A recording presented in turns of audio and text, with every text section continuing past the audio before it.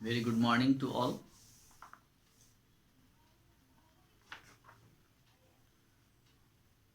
आज हम लोग पेज नंबर 73 पे वर्ड वाइज जो हैं उसको देखेंगे। कल हम लोगों ने क्वेश्चन आंसर और जो था A2 का वो कर लिया है। आज हम लोग क्वेश्चन नंबर B1 जो है ये वर्ड वाइज उसको देखेंगे। ओके, B1 में रीड दीज सेंटेंसेस। ओके, और रीड दिस सेंटेंसेस कह रहा है कि यहाँ पे जो सेंटेंस है और उसको पढ़िए, यह जो सेंटेंस है। ओके, तो हम लोग पढ़ते हैं अब। In my youth said his father I took to the law, है ना। तो ये लाइन हम लोगों ने पोएम में भी पढ़ा है। पोएम में ये लाइन यूज किया गया है कि इन माई यूथ, यानी मैं जब जवान था, है ना, यूथ था, युवा था, है ना, तब मैंने लॉ किया था। आई टुक टू द लॉ। ठीक है, वो बोलते हैं विलियम फादर अपने सन से, है ना। तो यहाँ पे देखिएगा टुक टू, T-O-O-K टुक टू, और इसको ग्रीन कलर में हाईलाइट किया हुआ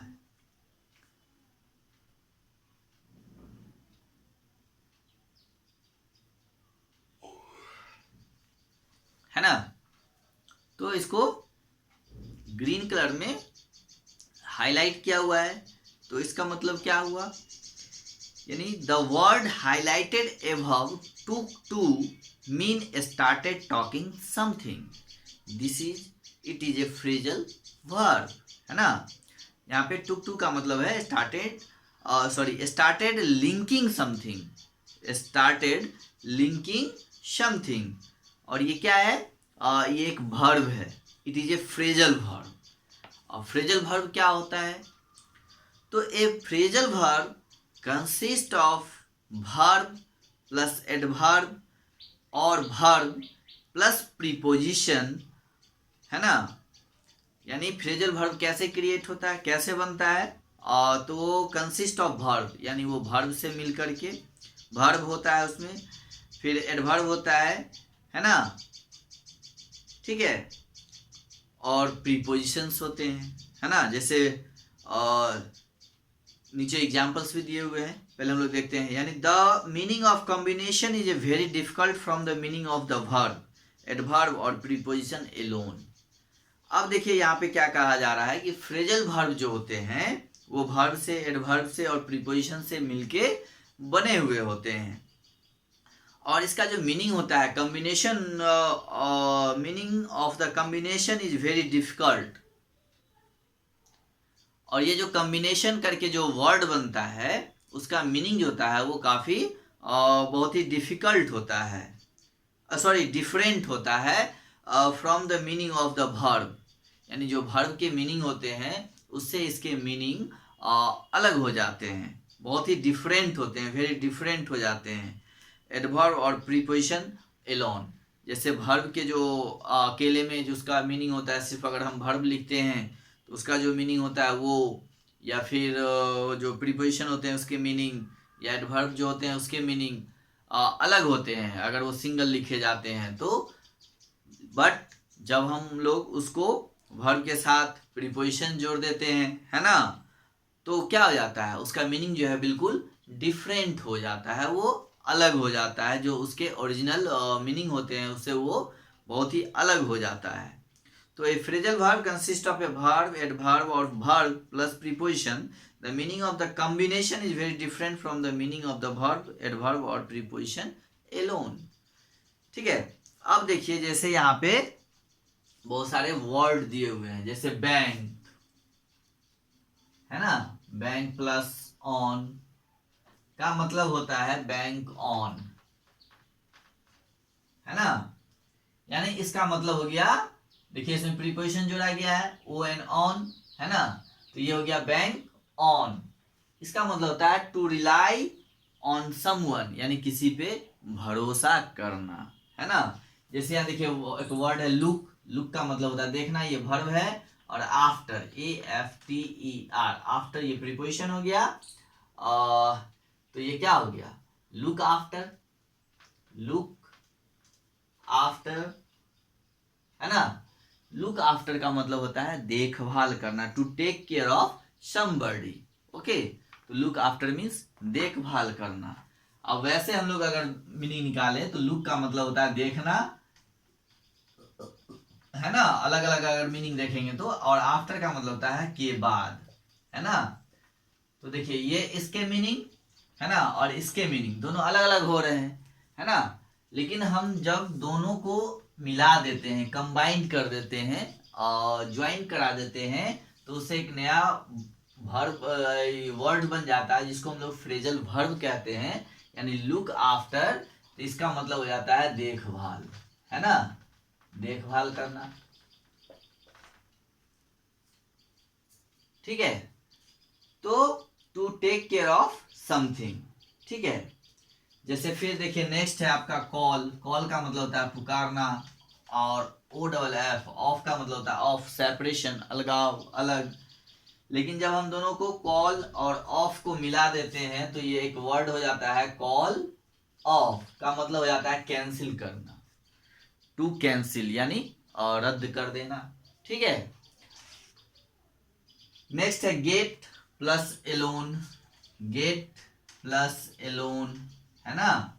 गेट अलग वर्ड है, एलोन अलग वर्ड है, लेकिन दोनों को जब हम मिला देते हैं तो इसे एक अलग वर्ड बन जाता है गेट एलोन। ये फ्रेजल वर्ब हो गया, जिसका मतलब होता है to be on good terms, यानी मिलकर रहना या सफल होना, है ना। ये सब इसके मीनिंग है, मिलकर रहो, है ना। तो ये मतलब हो जाता है। लेकिन जब हम इसके अलग अलग देखते हैं वर्ड्स जो है इसमें यूज किए गए हैं, वर्ब या और प्रीपोजिशंस हो गए जो हैं, तो अगर हम दोनों का अलग अलग मीनिंग देखते हैं तो ये क्या होता है, अलग अलग मीनिंग हो जाते हैं, अलग अलग वर्ड्स हैं। लेकिन जब हम दोनों को मिला देते हैं, कंबाइन कर देते हैं, तो इसके मीनिंग जो होते हैं वो बहुत ही डिफरेंट हो जाते हैं, very different from the meaning of the verb. Okay, तो ये होता है। तो फ्रेजल वर्ब जो होते हैं वो वर्ब प्लस प्रीपोजिशन से मिलके बनते हैं, तो उसको हम लोग फ्रेजल वर्ब कहते हैं, है ना। जिसमें वर्ब में फ्रेज में वर्ब का यूज होता है और प्रीपोजिशन का भी यूज होता है, और दोनों मिलके एक नया वर्ड बना देते हैं जिसको हम लोग फ्रेजल वर्ब कहते हैं। ओके, चलिए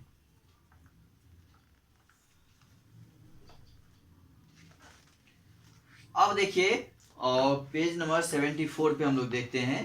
यहाँ पे use the words from the help box to make phrasal verb. यहाँ पे कुछ वर्ब जो है दिया हुआ है जिससे कहा जा रहा है कि try not to repeat a word. Okay, तो use the word from the help box to make phrasal verb, है ना। यानी जो बॉक्स में वर्ब दिए हुए हैं, है ना,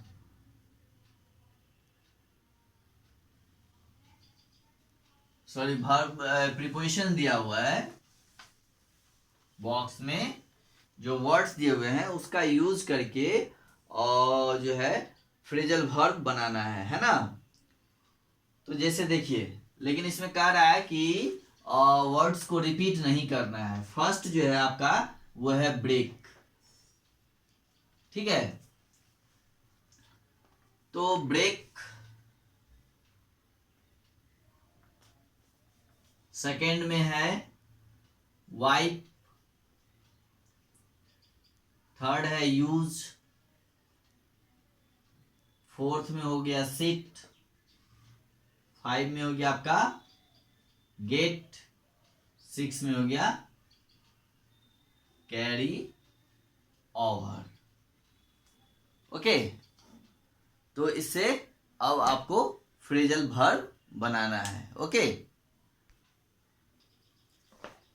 ठीक है, तो ये सारे वर्ड्स दिए हुए हैं। अब ऊपर में जो बॉक्स में आपका वर्ड दिया हुआ है उसको यूज करके जो है ना यहाँ पे फ्रेजल वर्ब बनाना है।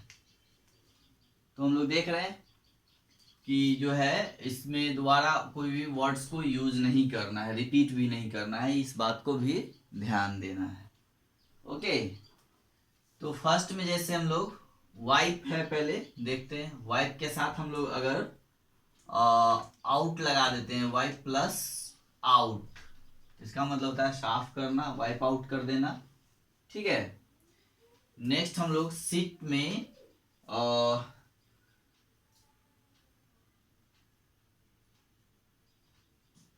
डाउन लगा देंगे तो सीट डाउन हो जाएगा, यानी बैठ जाना। ठीक है। नेक्स्ट है कैरी में, हम लोगों ने पहले ही ओवर लगा दिया है, कैरी ओवर। ठीक है।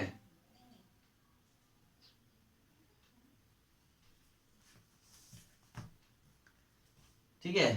या कैरी, अच्छा एक मिनट देखते हैं, यूज में अप कर दिए, प्रयोग करना। गेट प्लस ऑफ, गेट, देखिए गेट ऑफ,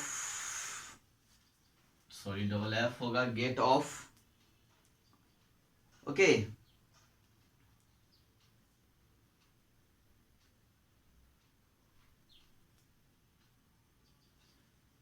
ये कैरी प्लस जो है हम लोग कैरी ओवर भी कर सकते हैं या फिर कैरी अवे भी कर सकते हैं, तो यहां हम लोग ब्रेक ओवर कर देंगे। ठीक है, break over. Okay. Plus next carry plus away. Okay, तो ये आपका कैरी अवे हो गया। ठीक है। नेक्स्ट आपका गेट ऑफ हो गया। ठीक है। ये आपका वर्ड सिट डाउन हो गया। ठीक है। ये यूज अप हो गया। ठीक है। ये वाइप आउट हो गया। ठीक है। और ये ब्रेक ओवर हो गया। इस तरह से ये फ्रेज बन गए आपके। अब क्वेश्चन नंबर B2 है, और यहां पे है choose the correct phrasal verbs, choose the correct phrasal verbs from those given in the brackets to fill in the blanks. Okay, चलिए अब देखिए इसको हम लोग बताते हैं।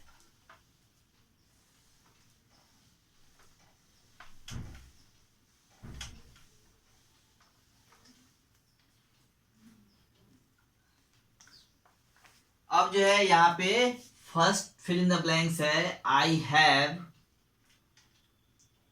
Lost my bag, I have to fill in the blanks it. अब देखिए यहाँ पे दो फ्रेज वर्ब दिया हुआ है, लुक फॉर, है ना, और पुट ऑफ। अब देखिए यहाँ पे हम लोगों को दोनों में से कोई एक जो है, यहाँ पे दो दो वर्ब दिए हुए, फ्रेजल वर्ब दिए हुए हैं, और जिसका हमें यूज करना है इस फिल इन द ब्लैंक्स को फिल करने में, है ना। तो आई हैव लॉस्ट माई बैग, मैंने अपना बैग खो दिया। आई हैव टू, है ना। अब देखिए यहाँ पे look for and put off, दोनों में से कौन होगा। तो सबसे पहले तो हमको इसके मीनिंग को समझना होगा कि लुक फॉर का मतलब क्या होता है और पुट ऑफ का मतलब क्या होता है। तो लुक फॉर का मतलब होता है तलाश करना, है ना।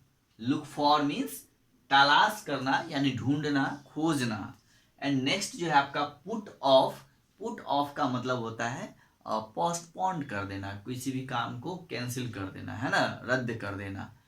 तो ये तो नहीं होगा, तो लुक फॉर ही होगा। बैग अगर खो गया है, लॉस्ट हो गया है, तो हम लोग उसकी तलाश ही ना करेंगे। तो यहाँ क्या हो जाएगा, I have lost my bag, I have to look for, क्या हो जाएगा, look for, look for it, यानी हमें इसकी तलाश करनी होगी। Okay, I have to look for it. तो फर्स्ट में आपका क्या हो जाएगा, लुक फॉर। लुक फॉर का मतलब होता है तलाश करना या ढूंढना। ठीक है। Second, the noise is too loud, the noise is too loud है ना, full stop. Can you fill in the blanks the volume of the TV। Okay, अब यहाँ पे दो वर्ब दिए हुए हैं, turn down and throw away. Okay, तो देखिए यहाँ पे क्या कहा जा रहा है, the noise is too loud, यानी आवाज जो है, शोर जो है काफी हो रहा है, टू लाउड है ना। Can you fill in the blanks the volume of the TV. अब इसमें फिल करने के लिए आपको यहाँ पे दो फ्रेजल वर्ब दिया हुआ है। First is turn down. Okay, first is turn down and second is throw away. तो टर्न डाउन का मतलब होता है कोई भी चीज को नीचे करना यानी कम करना, है ना। और थ्रो अवे मीन्स होता है फेंकना, ठीक है, फेंक देना, थ्रो अवे कर देना, ठीक है। तो हम लोग यहाँ क्या करेंगे, टर्न डाउन करेंगे। क्या करेंगे, fill turn down. Can you turn down the volume of TV. क्या आप टीवी के वॉल्यूम को कम कर सकते हैं, यानी टर्न डाउन कर सकते हैं, है ना। तो इसलिए हम लोग यहाँ पे टर्न डाउन फिल करेंगे फर्स्ट सेकेंड में। ओके, चलिए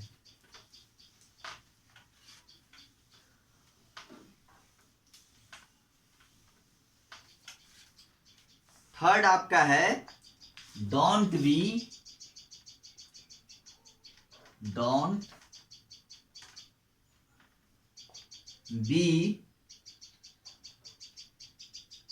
fill in the blanks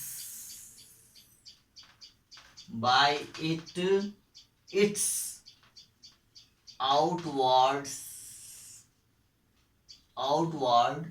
appearance, APPEARANCE, appearance, right.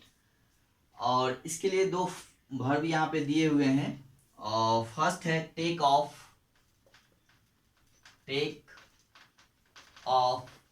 and second is put off।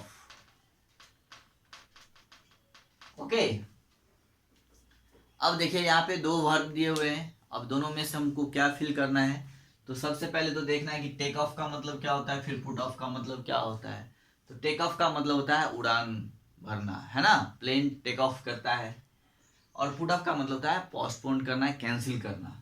तो don't be fill in the blanks by its outward appearance, यानी बाहर से दिखने, मतलब जो चीज होती है आउटवर्ड अपीयरेंस, किसी को हम लोग बाहर से देख के कोई भी चीज को कैंसिल नहीं कर सकते हैं, है ना।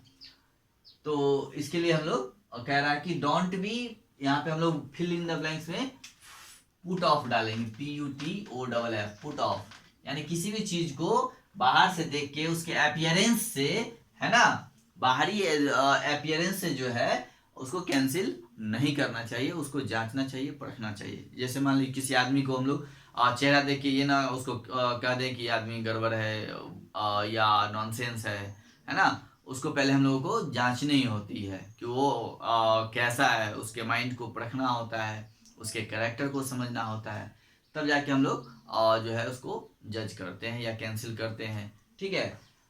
तो इसी तरह, इसीलिए यहाँ पे कहा जा रहा है कि don't be put off bye its outward appearance, यानी आप किसी को बाहर से देख करके, ऊपर से देख करके आप सही या गलत की फैसला नहीं कर सकते हैं, ठीक है। तो यहाँ पे पुट ऑफ होगा, पुट ऑफ। नेक्स्ट है 4, the prime minister. The prime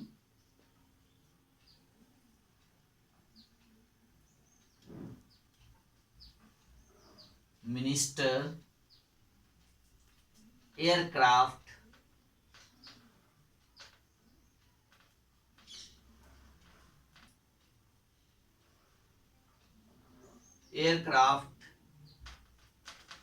will fill in the blanks at noon।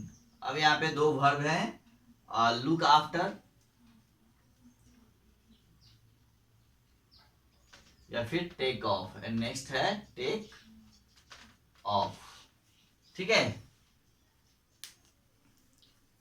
अब देखिए the prime minister's aircraft will fill in the blanks at noon, look after and take off. अब देखिए यहाँ क्या है, the prime minister aircraft.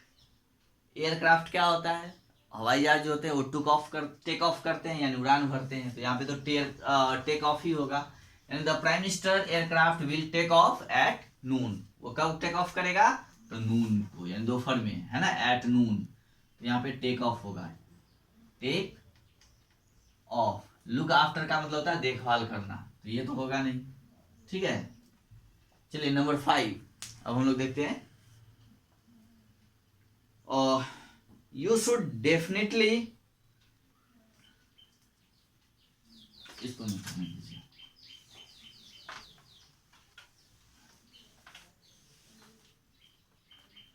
ठीक है। 5 में है you should definitely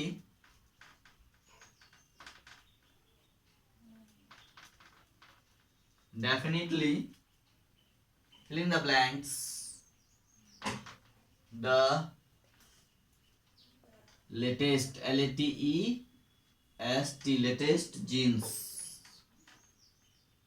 full stop, check out and end up, है ना। तो यहाँ पे हम लोग फिल इन द ब्लैंक्स में चेक आउट भरेंगे, क्या भरेंगे, CHECK, चेक आउट, यानी देख करके उसको जो है, और you should definitely check out the latest jeans. Okay, number 6 the detective, DECTECTIVE, detective decided to, the detective decided to fill in the blanks more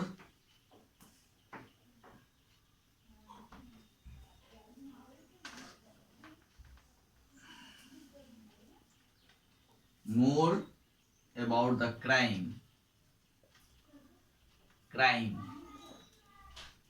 है ना। और यहाँ पे 2 वर्ब दिए हुए हैं, फर्स्ट है give in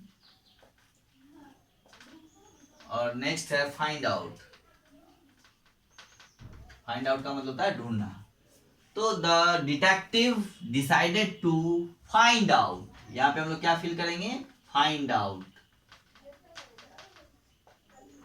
more about the crime, है ना, यानी क्राइम के बारे में जो है, जो डिटेक्टिव है उन्होंने डिसाइड किया कि जो है क्राइम के बारे में अधिक से अधिक जो है वो उसको ढूंढेंगे।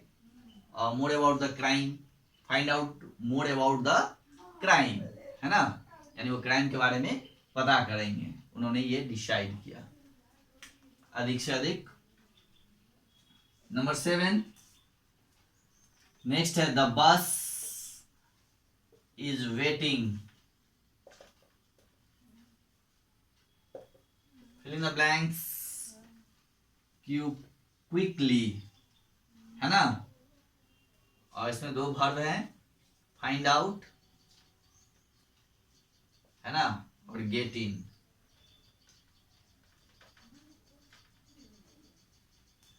द बस इज वेटिंग, यहां पे हम लोग गेट इन करेंगे, ठीक है, गेट इन क्विकली, है ना। The bus is waiting, get in quickly, यानी द बस जो है वो इंतजार कर रहा है, जल्दी अंदर आ जाओ, है ना। गेट इन का मतलब अंदर आना।